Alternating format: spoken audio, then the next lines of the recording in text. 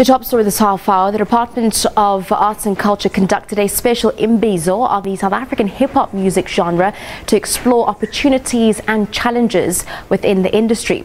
Well, with many South African artists dying poor, it's no surprise that the music industry has been quite vocal on the lack of support the industry has in some instances and has called on reforms in legislation in support of royalties. Well, for more on the Imbizo that took place, we are now joined by Arts and Culture Minister Nathi Mthethwa via phone line. Very good evening to you, Minister. We thank you very much for your time this evening. Evening. Thank you so much, and to your listeners. Well, the music industry somewhat has criticized the support of the department, with many artists dying broke. Some artists have also called the clarion call, saying that government only turns to them during elections or during big manifestos. Take us through what essentially was discussed in the interest of the artist at this Imbizo. Well, we've been in touch with the artists in different genres and have had Imbizo from different parts of the country, and looking at those things which affect the most. On the 5th of December, Parliament passed both the Copyright Amendment Bill and the Protectors Bill, the Performance Protection Bill, as it were, and both of them are putting centrally the plight of artists who, as you said, die as paupers. But part of the reason was that the kind of legislation we've been having is the legislation which has been very old, as it were, and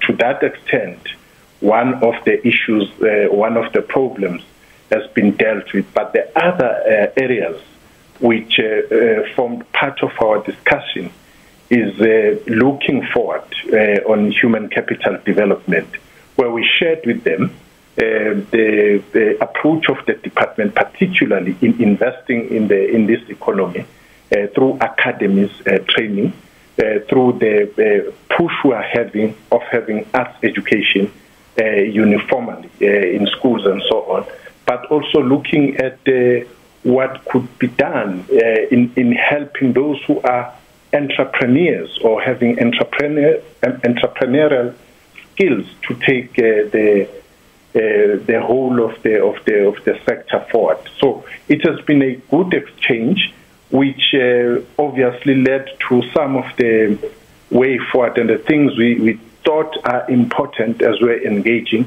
that if you have an organized formation of artists, we are going to be able to deal with all other challenges from a very unified voice of theirs. Now, how does the Arts and Culture Department plan to show more support in the hip-hop community? Case in point, Casper Nyovest, he recently had his Philip Moses Mabhida Stadium, and he mentioned that sponsors had pulled out. He mentioned that the municipality in KZN, who'd also promised him sponsorship at one point, also wanted to pull out. So how is the Arts and Culture going to be giving more support to our current artists, but also be able to nurture the industry for up-and-coming artists, for them to also be able to have the same sort of strength and standing in the industry?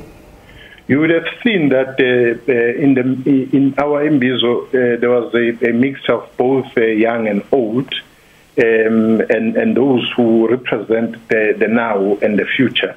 We actually are supporting artists. If you are talking about a specific artist, Casper, who filled Orlando Stadium, who filled FNB with the assistance of the Department of Arts and Culture.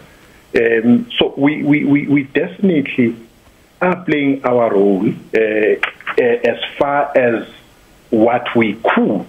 But as I said, we put more emphasis on actual training and skilling.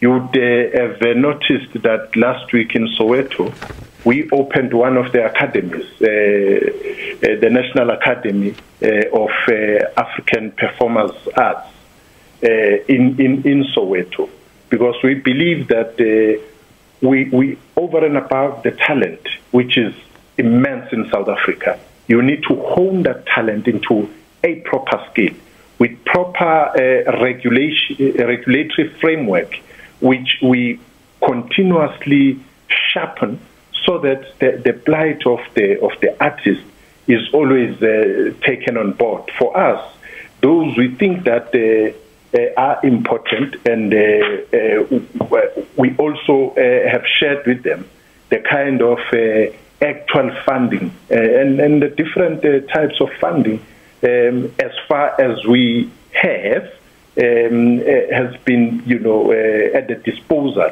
for artists and ensuring that the sector itself grows. Now, you've mentioned, some of the progress that the department has done. You've also mentioned the current relationship that the department has with the current South African hip-hop industry. But from the department side, what do you think are the weaknesses that the department could be doing better? Well, one of the things which we try by all means to breach is the bottleneck in government.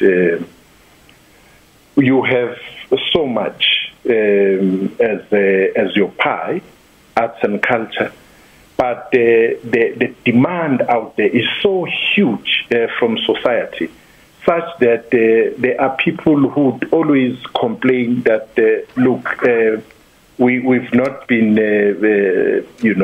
taken care of and so on, and it's in the nature of the resources at our disposal.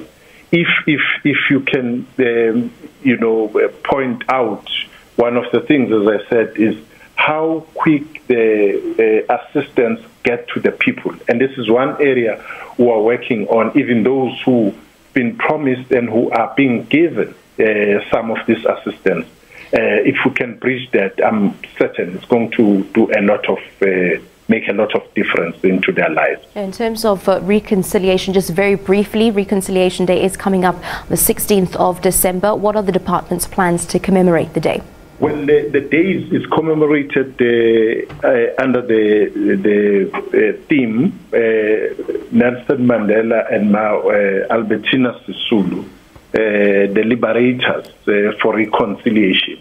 Essentially, we are saying that these leaders of our nation were there when things were tough in the fight for liberation, but they also led the way in terms of reconciliation with the challenges in South Africa as things stand when it comes to issues like color line, the divide which continues to grow, the call for reconciliation, and to invoke their contribution in building a new nation in South Africa becomes very relevant, particularly for this year.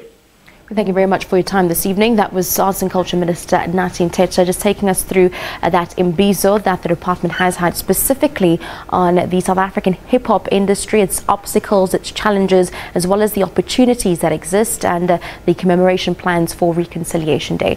We'll take a short break here on SABC News. Do stay tuned. You're watching The Full View.